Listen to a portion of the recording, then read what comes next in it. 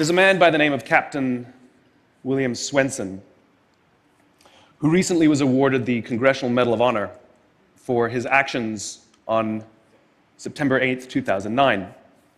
On that day, a column of American and Afghan troops were making their way through a part of Afghanistan to help protect a group of government officials, a group of Afghan government officials who'd be meeting with some local village elders. The column came under ambush and was surrounded on three sides. And amongst many other things, Captain Swenson was recognized for running into live fire to rescue the wounded and pull out the dead. One of the people he rescued was a sergeant, and he and a comrade were making their way to a medevac helicopter. And what was remarkable about this day is, by sheer coincidence, one of the medevac medics happened to have a GoPro camera on his helmet and captured the whole scene on camera. It shows Captain Swenson and his comrade bringing this wounded soldier who'd received a gunshot to the neck. They put him in the helicopter, and then you see Captain Swenson bend over and give him a kiss before he turns around to rescue more. I saw this, and I thought to myself, where do people like that come from? What is that? That is some deep, deep emotion when you would want to do that. There's a love there. And I want to know, why is it that I don't have people that I work with like that? You know, in the military, they give medals to people who are willing to sacrifice themselves so that others may gain. In business, we give bonuses to people who are willing to sacrifice others so that we may gain. We have it back, right? So I asked myself, where do people like this come from? And my initial conclusion was that they're just better people. That's why they're attracted to the military. These better people are attracted to this concept of service. But that's completely wrong. What I learned is that it's the environment. And if you get the environment right, every single one of us has the capacity to do these remarkable things, and more importantly, others have that capacity too. I've had the great honor of getting to meet some of these who we would call heroes, who've put themselves and put their lives at risk to save others. And I asked them, why would you do it? Why did you do it? And they all say the same thing, because they would have done it for me. It's this deep sense of trust and cooperation. So trust and cooperation are really important here. The problem with concepts of trust and cooperation is that they are feelings, they're not instructions. I can't simply say to you, trust me, and you will. I can't simply instruct two people to cooperate, and they will. It's not how it works. It's a feeling. So where does that feeling come from? If you go back 50,000 years to the Paleolithic era, to the early days of Homo sapien, what we find is that the world was filled with danger. All of these forces working very, very hard to kill us. Nothing personal. Whether it was the weather, lack of resources, maybe a saber-toothed tiger, all of these things working to reduce our lifespan. And so we evolved into social animals, where we lived together and worked together in what I call a circle of safety, inside the tribe, where we felt like we belong. And when we felt safe amongst our own, the natural reaction was trust and cooperation. There are inherent benefits to this. It means I can fall asleep at night and trust that someone from within my tribe will watch for danger. If we don't trust each other, if I don't trust you, that means you won't watch for danger. Bad system of survival. The modern day is exactly the same thing. The world is filled with danger, things that are trying to frustrate our lives or reduce our success, reduce our opportunity for success. It could be the ups and downs of an economy, the uncertainty of the stock market. It could be a new technology that renders your business model obsolete overnight. Or it could be your competition that is sometimes trying to kill you. It's sometimes trying to put you out of business, but at the very minimum is working hard to frustrate your growth and steal your business from you. We have no control over these forces. These are a constant, and they're not going away. The only variable are the conditions inside the organization. And that's where leadership matters, because it's the leader that sets the tone. When a leader makes the choice to put the safety and lives of the people inside the organization first, to sacrifice their comforts and sacrifice the tangible results so that the people remain and feel safe and feel like they belong, remarkable things happen. I was flying on a trip, and I was witness to an incident where a passenger attempted to board before their number was called. And I watched the gate agent treat this man like he had broken the law, like a criminal. He was yelled at for attempting to board one group too soon. So I said something. I said, why do you have to treat us like cattle? Why can't you treat us like human beings? And this is exactly what she said to me.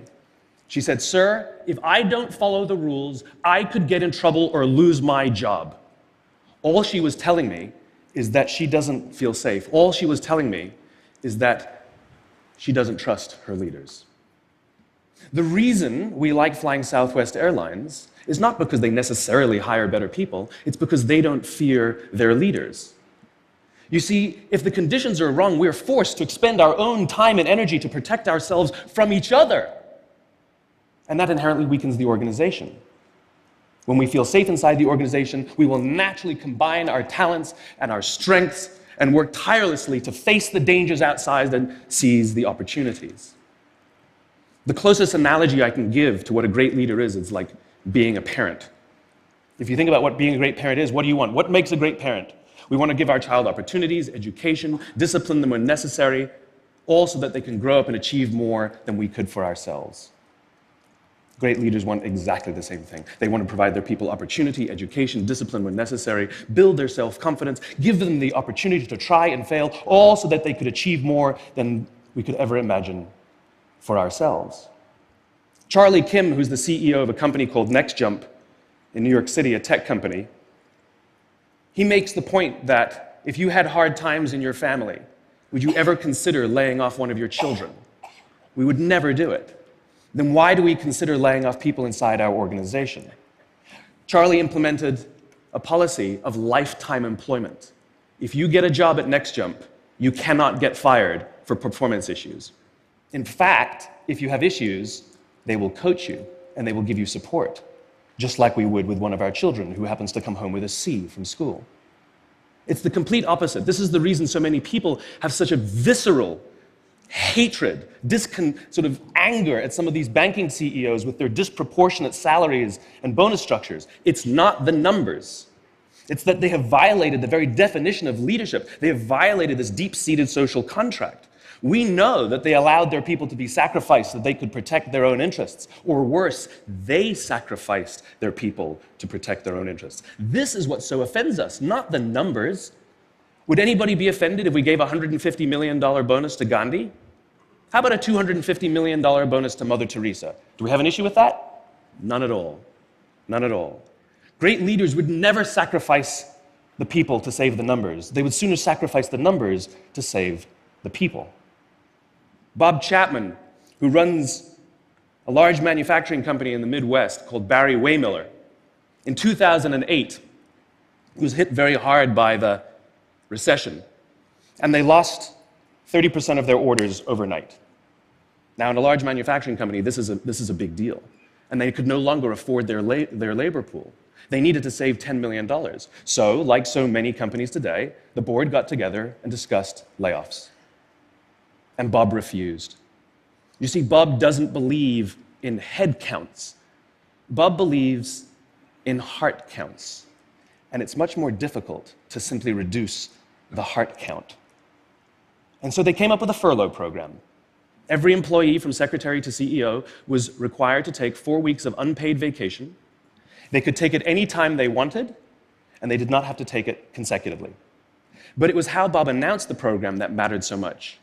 He said, "It's better that we should all suffer a little than any of us should have to suffer a lot." And morale went up. They saved $20 million. And most importantly, as would be expected, when the people feel safe and protected by the leadership in the organization, the natural reaction is to trust and cooperate. And quite spontaneously, nobody expected, people started trading with each other. Those who could afford it more would trade with those who could afford it less. People would take 5 weeks so that somebody else only had to take 3. Leadership is a choice. It is not a rank. I know many people at the senior-most levels of organizations who are absolutely not leaders. They are authorities, and we do what they say because they have authority over us, but we would not follow them. And I know many people who are at the bottoms of organizations who have no authority, and they are absolutely leaders. And this is because they have chosen to look after the person to the left of them, and they have chosen to look after the person to the right of them. This is what a leader is. I heard a story of some Marines who were out in theater, and as is the Marine custom, the officer ate last, and he let his men eat first. And when they were done, there was no food left for him. And when they went back out in the field, his men brought him some of their food so that he may eat. Because that's what happens. We call them leaders because they go first. We call them leaders because they take the risk before anybody else does. We call them leaders because they will choose to sacrifice so that their people may be safe and protected, and so their people may gain. And when we do, the natural response is that our people will sacrifice for us. They will give us their blood and sweat and tears to see that their leader's vision comes to life. And when we ask them, why would you do that? Why would you give your blood and sweat and tears for that person? They all say the same thing. Because they would have done it for me. And isn't that the organization we would all like to work in? Thank you very much. Thank you. Thank you.